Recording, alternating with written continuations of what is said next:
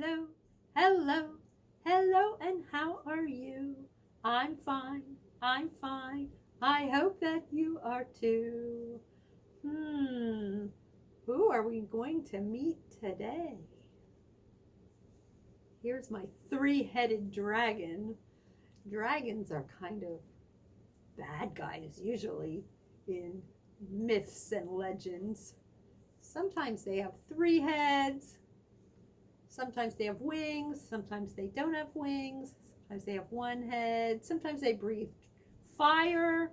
All different stories about different kinds of dragons that come from all different countries. Well, today we're going to find what this dragon was up to. There was an old dragon who swallowed a knight, by Penny Parker Klosterman and illustrated by Ben Mantle.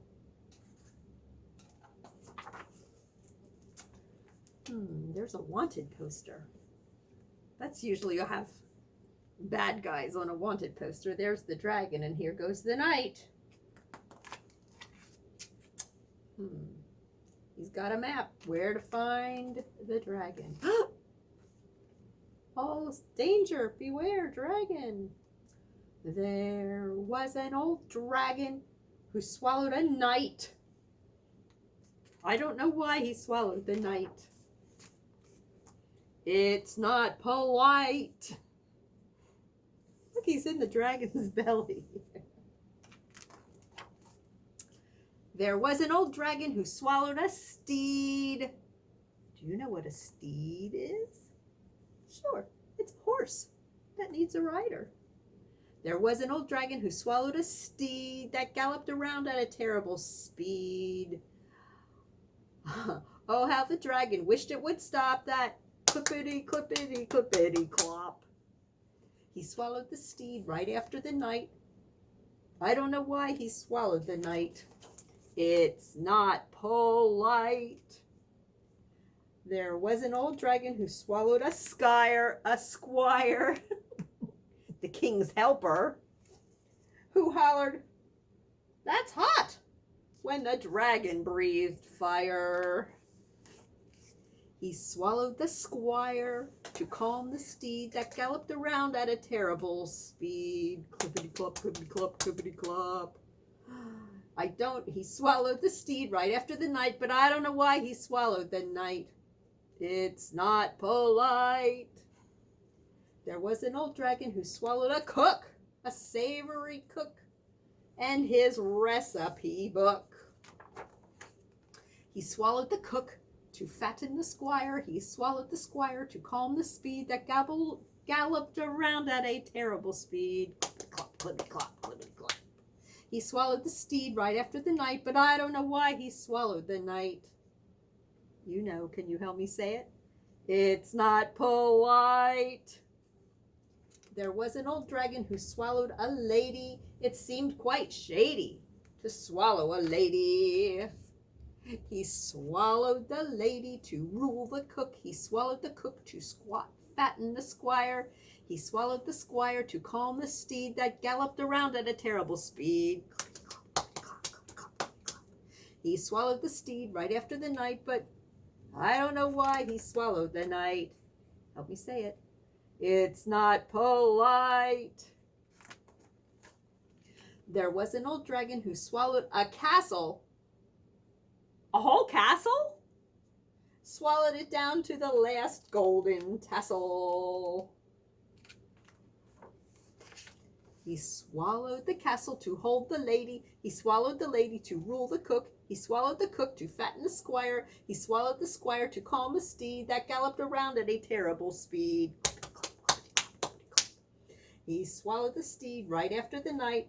I don't know why he swallowed the knight. It's not polite. There was an old dragon who swallowed a moat. That big ditch of water that goes all the way around the castle.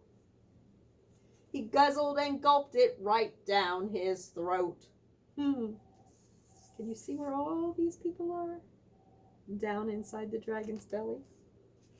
And now they have to go swimming with all that water.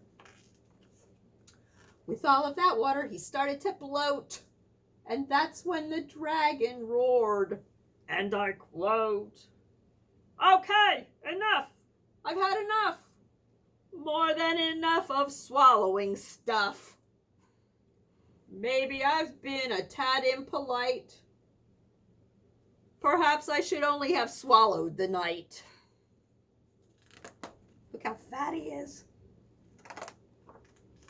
So he burped out the moat that had caused him to bloat. He burped out the castle along with the tassel. He burped out the lady who found that quite shady. He burped out the cook and his recipe book. He burped out the squire, now blackened with fire.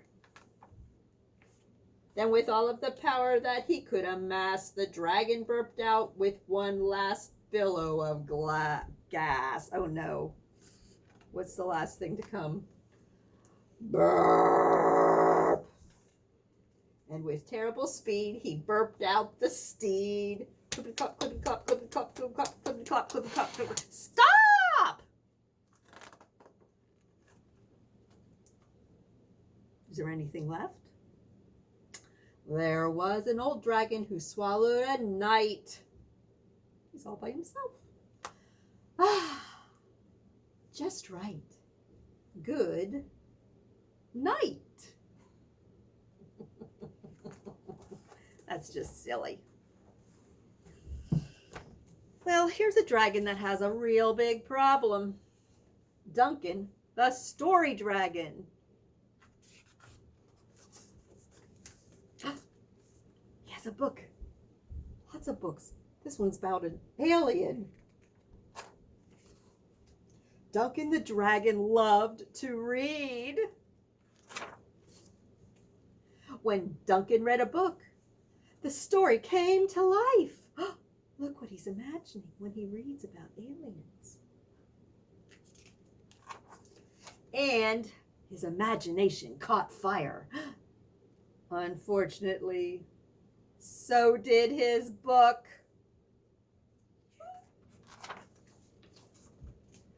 "I just want to finish a book," said Duncan.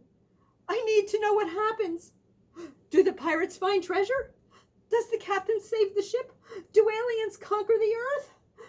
Oh, and I want to read those two wonderful words, like the last sip of a chocolate milkshake. The end." Does he ever get to the end of a book? No. Duncan tried everything to keep his cool. Really, he tried reading in the refrigerator. Truly, did the fans work? No. He tried everything, even a bath of ice cubes. But he still never got to the end of his book. "I have an idea," said Duncan. "I will find a friend to read to me." So Duncan searched a nearby neighborhood. Oh, look, here's his new book about Vikings. "Hello, friend," he said to the raccoon. "Would you please read me this book?" Look at the raccoon.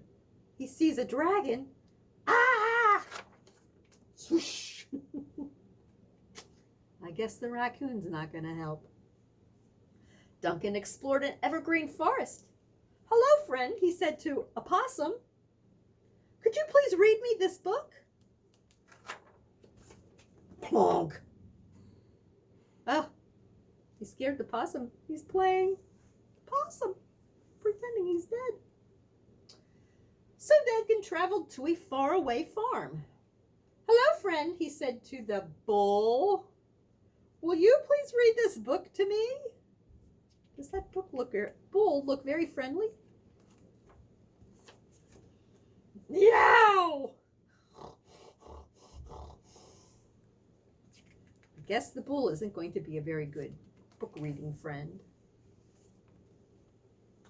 After searching the entire countryside, Duncan trudged back to his cottage.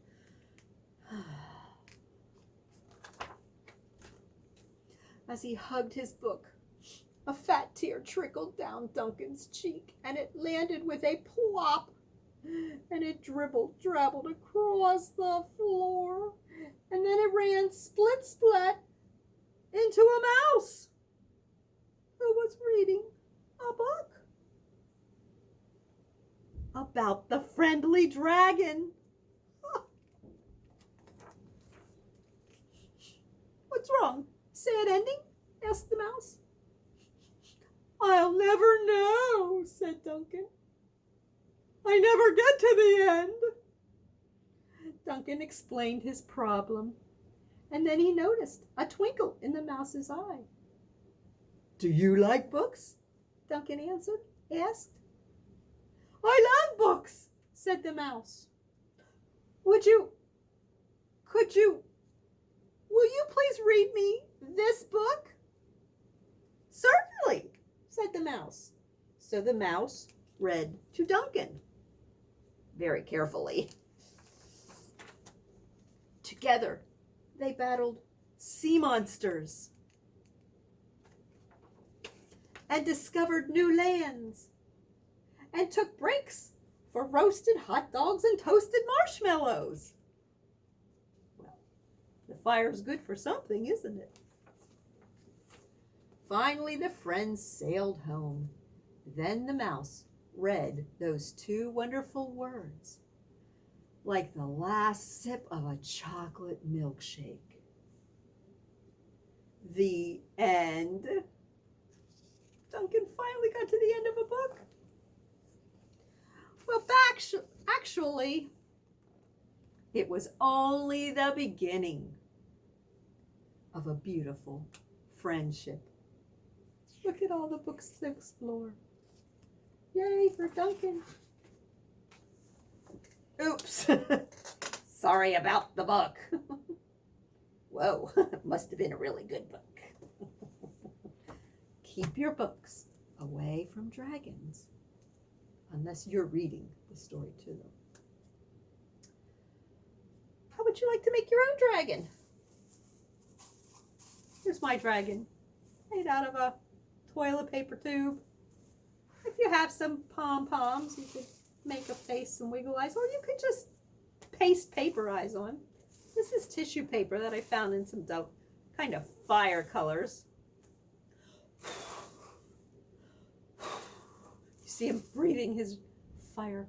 That might be a fun thing for you to do.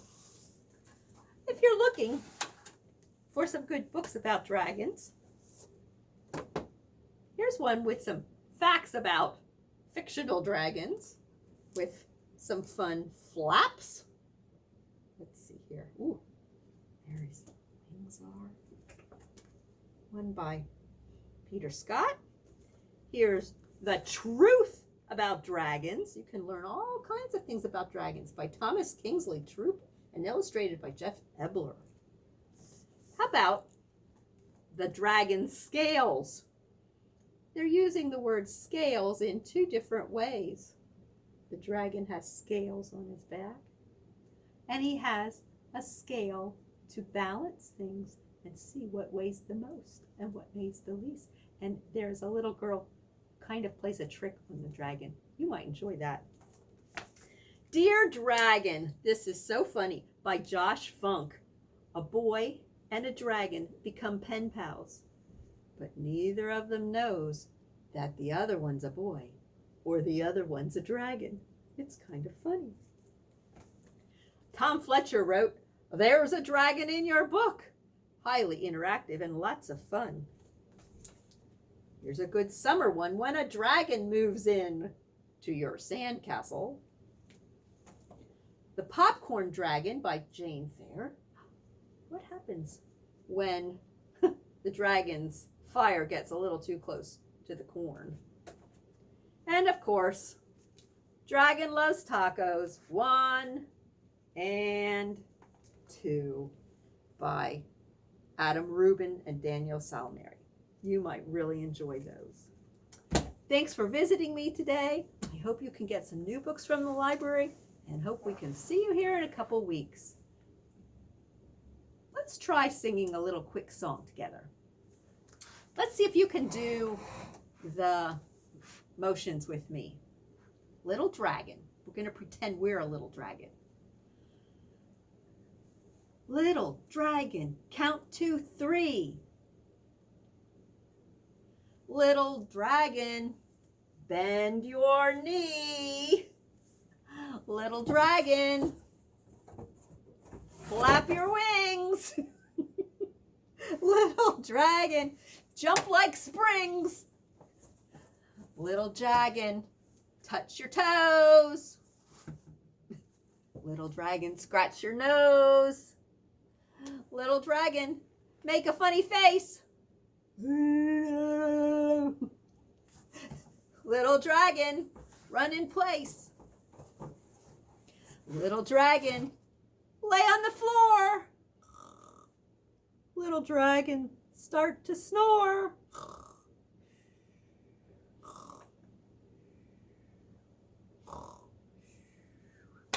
Wake up! Your snoring is making the house on fire. Wake up, little dragon. Okay, you might like to play with that again. See you later, alligator. After a while, crocodile. Give a hug, ladybug. Blow a kiss, jellyfish. See you soon, you old raccoon. Out the door, dinosaur. Take care, polar bear. Wave goodbye, butterfly. See you next time.